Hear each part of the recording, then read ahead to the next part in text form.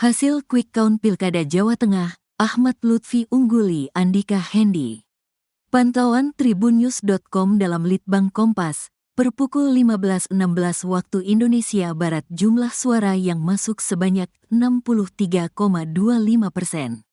Pada Pilgub Jateng diikuti dua pasangan calon, yakni pasangan nomor urut 1 Andika Perkasa Hendrar Prihadi, Hendi, dan nomor urut 2 Ahmad Lutfi Taj Yasin Maimoen, Gus Yasin.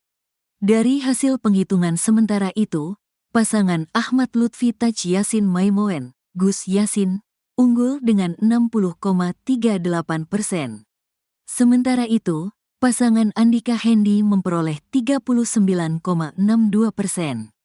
Menurut peraturan KPU, hasil quick count Pilkada Jateng 2024 dapat dilihat 2 jam setelah TPS ditutup, yaitu mulai pukul 15 waktu Indonesia Barat.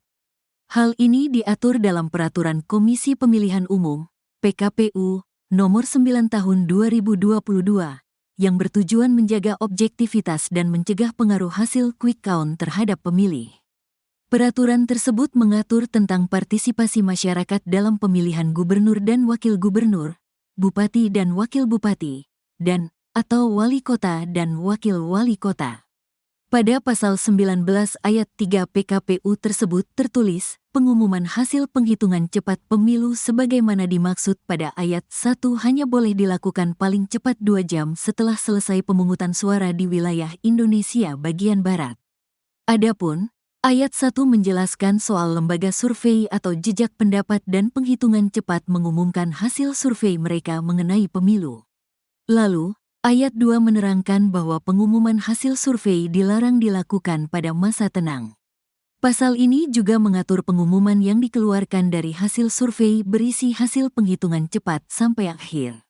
Sebagai catatan, hasil quick count hanya bersifat acuan semata, mengingat hasil resmi pemilihan umum 2024 dilakukan berdasar rekapitulasi manual oleh KPU.